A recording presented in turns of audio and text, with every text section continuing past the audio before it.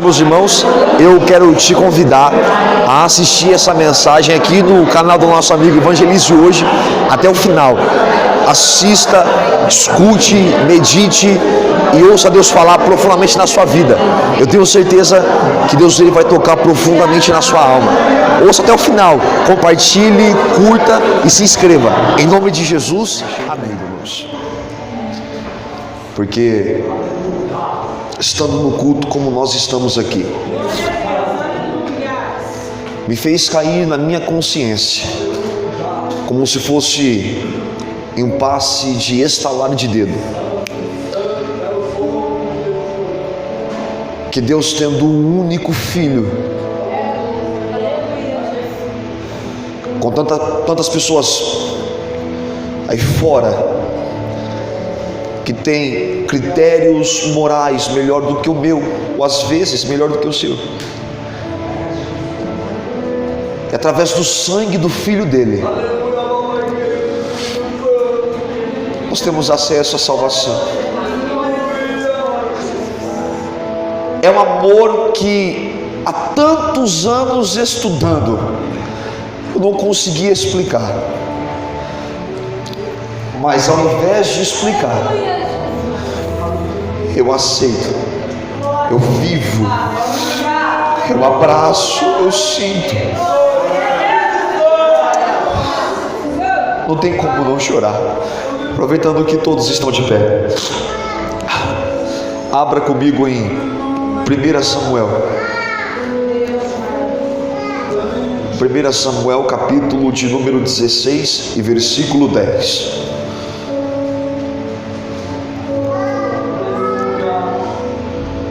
Quem achou, diga amém.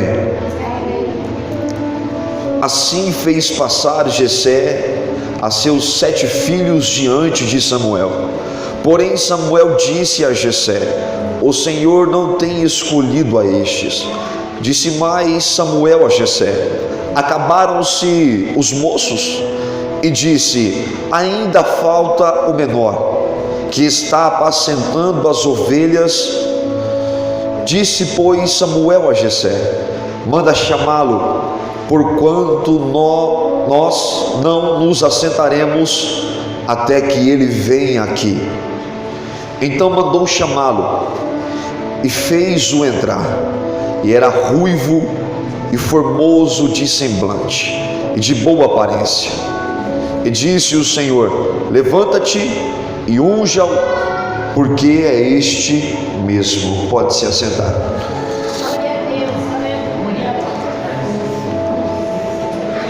Eu estou pregando aqui uma história que particularmente eu acredito que não é segredo para ninguém.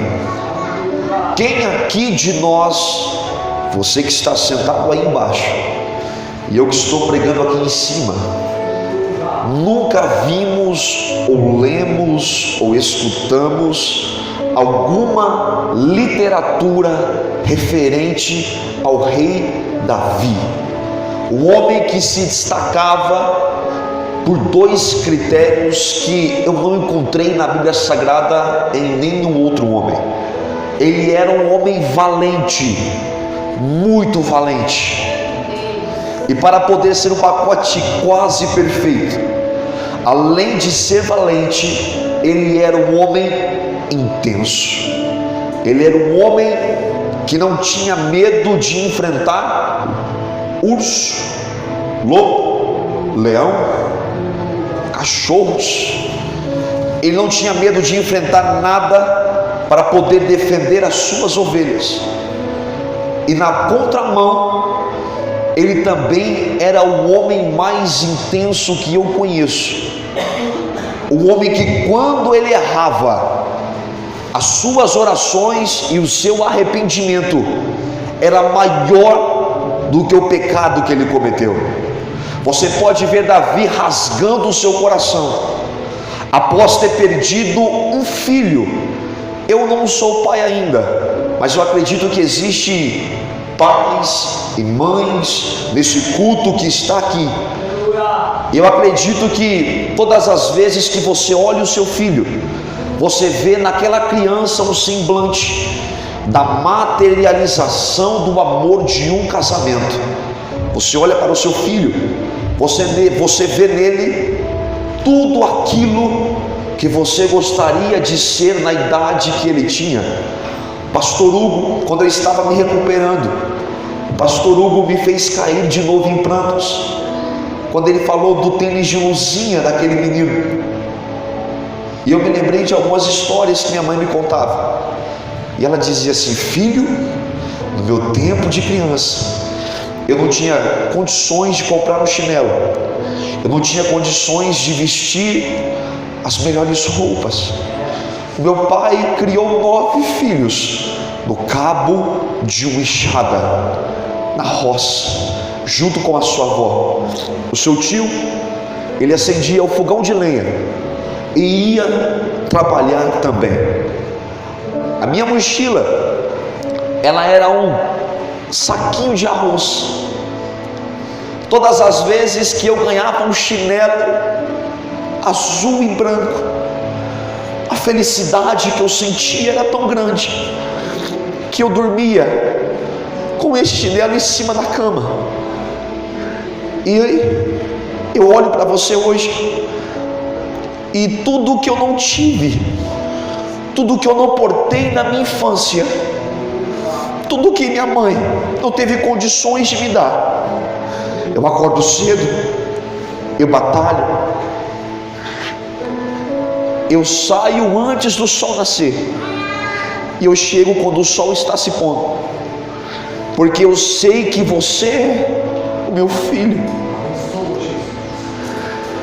Eu estou olhando para vocês aqui e acredito que a infância da minha mãe não é diferente de muitos de vocês aqui.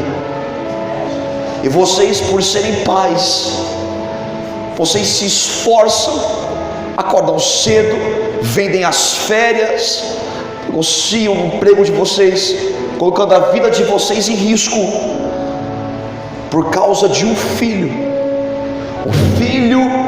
muito amado. Eu quero chamar a sua atenção para algo especial, que você é amado por Deus de uma forma espetacular. Davi, ele era especial. Davi, ele era um pastor de ovelhas. Nós conhecemos a história. Se eu tivesse uma memória tão boa quanto a do pastor Hugo, que nos trouxe uma história a respeito da reconstituição do templo no tempo de Ageu.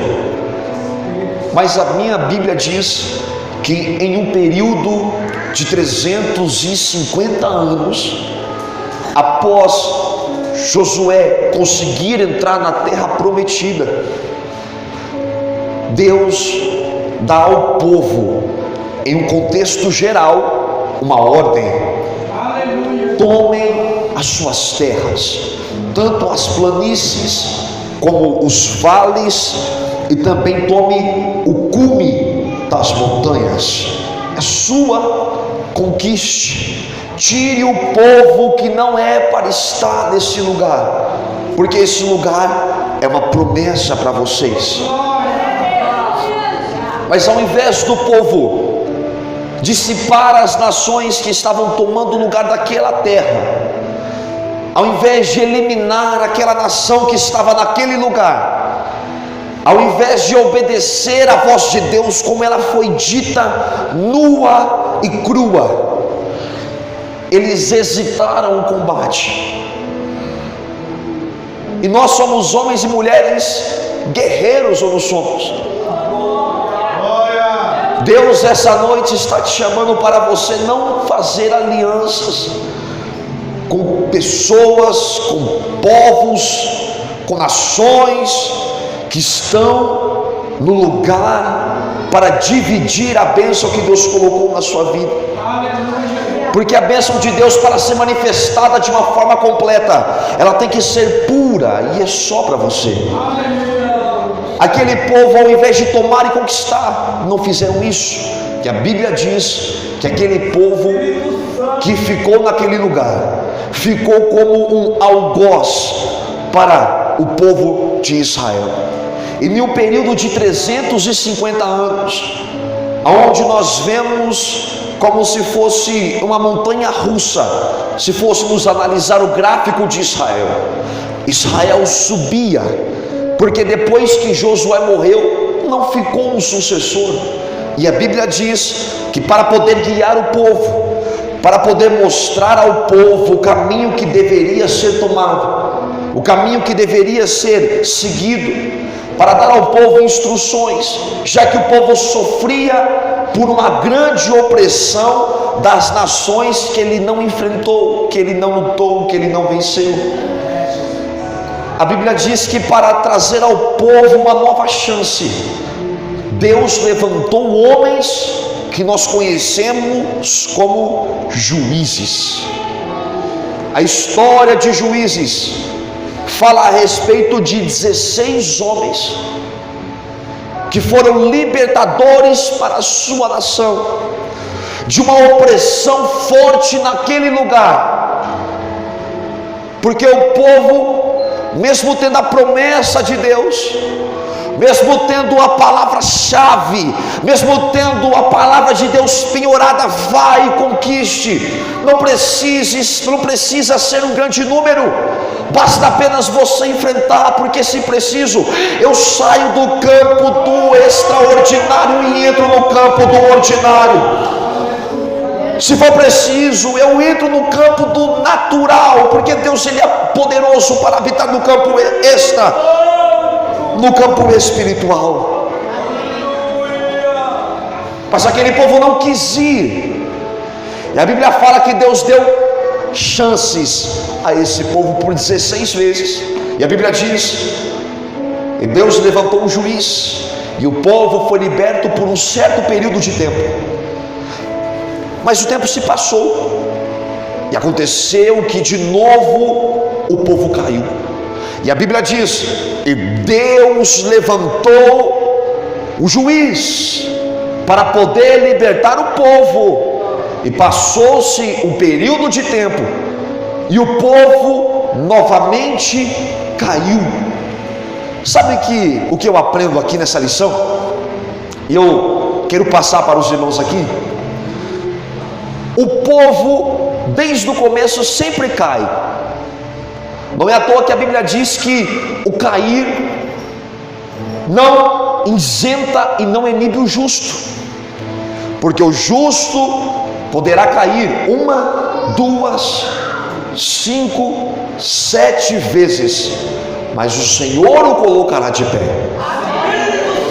O que Deus precisa não é de homens e mulheres que julguem o cair do povo, que falem assim, bem feito por ter caído, que virem as costas e deixem o povo caído. Mas o que Deus precisa é de um homem e uma mulher que diz, eu não aceito esse cenário. Eu estou cansado de ver pessoas que acompanham a sua vida, acompanham o declínio da sua vida, vi a sua família se afundando no cigarro, na bebida, nas agressões, vi o seu casamento ser destruído, vi os seus filhos sendo dissipados, vendo a sua empresa afundar, e olha e fala assim, será que isso é obra do acaso? Será que isso é normal? Com o tempo tudo vai se normalizar, mas se der errado, deu. Se não funcionar, eu começo de novo. Deus ele chama a sua atenção aqui essa noite para algo muito importante. Ele não quer ver a sua família cair, Ele não quer ver a sua empresa afundar, Ele não quer ver o seu casamento ser destruído, Ele não quer ver os seus filhos presos nas garras de Satanás. Ele quer usar você na sua fraqueza, fraqueza, na sua insignificância, nos seus poucos talentos, na sua pouca performance, mas que você se disponibilize e diz: o meu filho, a minha filha caiu 15, 16 vezes, mas eu assumo a responsabilidade, eu ajudo meu pai do que for preciso, eu vou agir, eu vou fazer. E chega de só olhar, chega de deixar acontecer, pare com isso. Deus te deu um freio de mão, está na hora de você parar a locomotiva para ver o que é que Deus ele pode fazer em especial.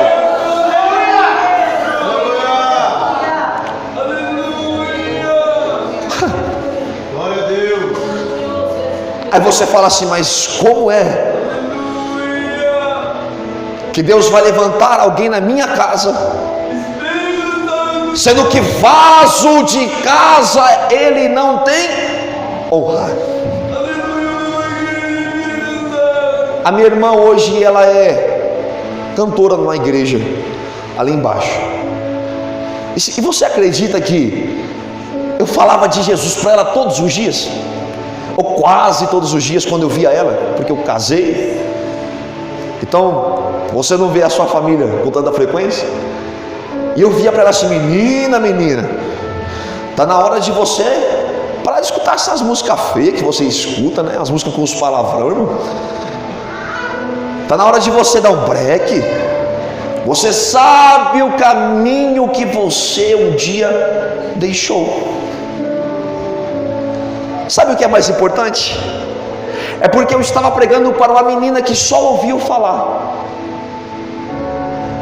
uma menina que experimentou coisas divinas, que ouviu grandes promessas, mas parece que, como se fosse uma mercadoria de um mercado, a palavra de Deus ela tinha inspirado, e ela se esqueceu disso tudo. Mas todas as vezes que eu ouvia ela, eu falava: olha, as promessas de Deus não vencem, elas não se inspiram.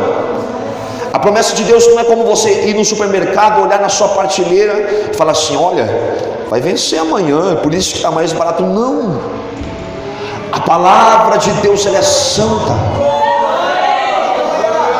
Marcos capítulo 13, versículo 31 diz: de certo não se passarás essa geração, até que todas as minhas palavras venham se cumprir, porque passarás os céus e passarás a terra, mas as minhas palavras elas não se passarão. Eu estou olhando para pessoas aqui que um dia esqueceram as profecias de Deus para a sua vida.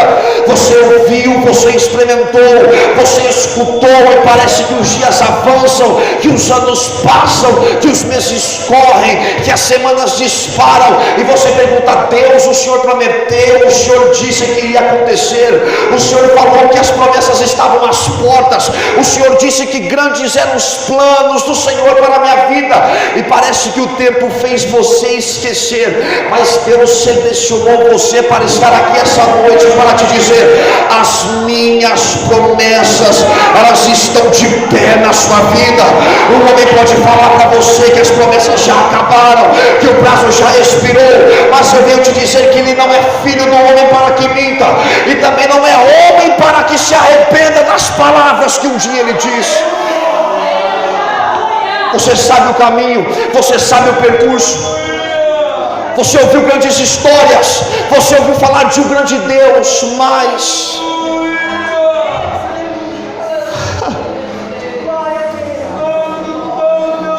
como se fosse um prato. Pastor Hugo, qual é o prato que o senhor mais gosta que a pastora Cláudia faz para o senhor? Todos não valem.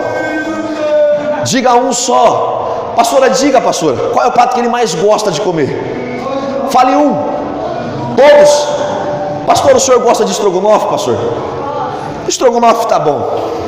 Digamos que hoje eu iria trazer para vocês aqui o estrogonofe.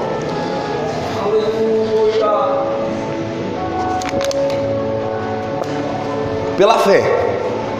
Quem consegue enxergar estrogonofe aqui pela fé, diga amém. É pela fé, irmão. Aleluia! De novo. Quem consegue enxergar aqui estrogonofe com batata palha, diga amém. Se eu falar para você que esse estrogonofe ele é bom, você acredita? Você acredita mesmo? E se eu falar para você que ele é ruim, você acredita? Mas como é que você vai saber se ele é bom ou ruim? Como que é? Como, Maurício? Tem que?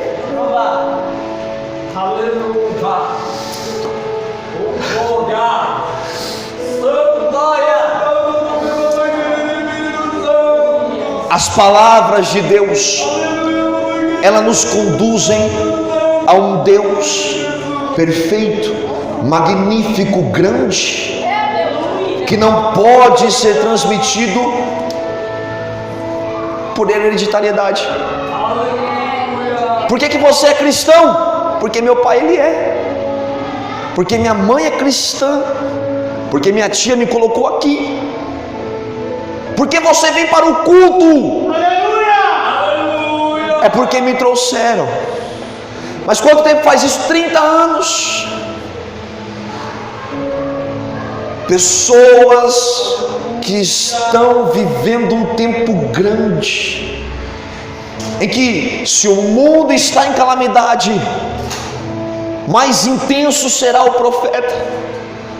Mas parece que Deus na vida de muitas pessoas é tão raso, só ouviu falar, só ouviu histórias, só ouviu rumores, não sabe qual é o sabor da sua palavra no intenso, nunca o experimentou, não tem pudor nas suas palavras, não tem peso nas suas palavras, não sabe como Deus ele é bom, como Deus ele é grande.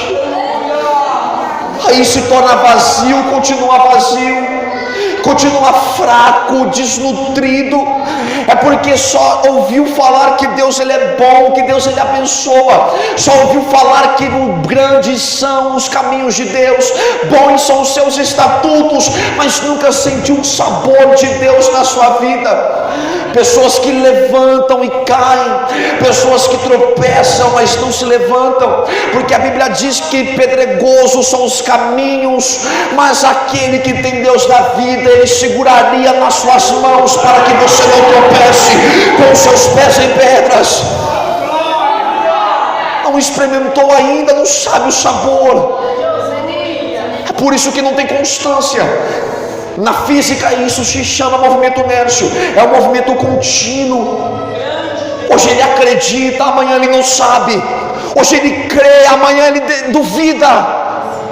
Um dia ela serviu, um dia ele acreditou, um dia ele chorou nos cultos, mas o que ele sentiu foi uma faísca da presença, mas não sentiu o sabor do Emmanuel, não sentiu o gosto.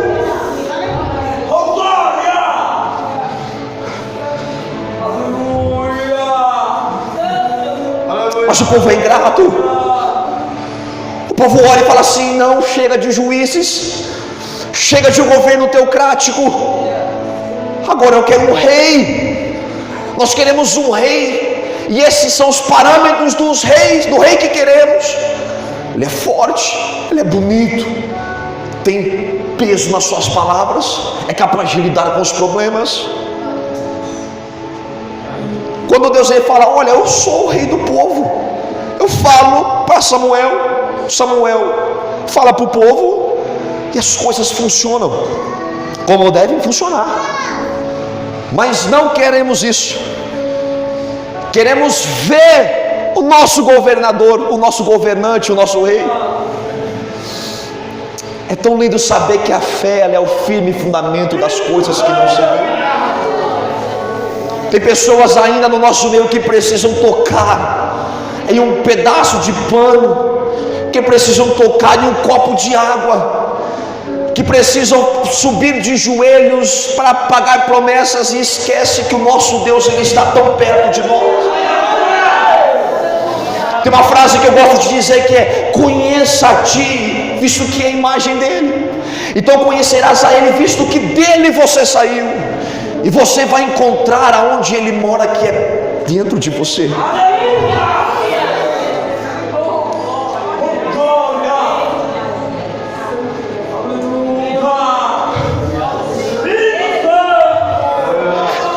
Alabai, de cubo do gama.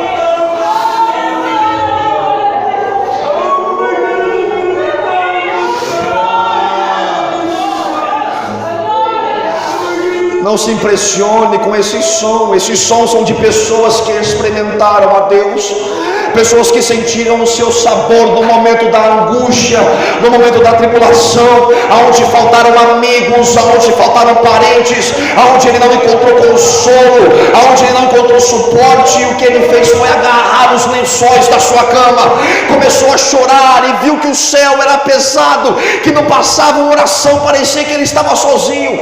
As palavras faltaram, a alegria foi embora, o vigor esmoreceu, e o que só sobrou foi choro, o que sobrou foi apenas lágrimas, o que sobrou foi apenas um desprezo, um silêncio. E você diz: Deus não me escuta, Deus não me ouve. Essas pessoas que choram aqui é porque Deus um dia nos disse pela boca do apóstolo Paulo que enquanto nós estamos orando e falta palavras, porque nós não sabemos o que pedir e nem pedir como convém, o Espírito dele intercede com gemidos inexprimíveis. É por isso que eu choro. Não tem como não chorar na presença do meu mestre. Não tem como não chorar na presença dele. Na presença dele é onde homens fortes se dobram. Na presença dele é onde reis pastam. Na presença dele é onde o pequeno se torna grande. É na presença dele.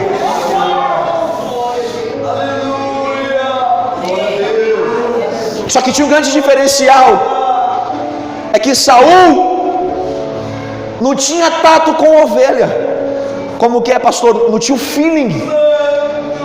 Ele só tinha contato com jumenta.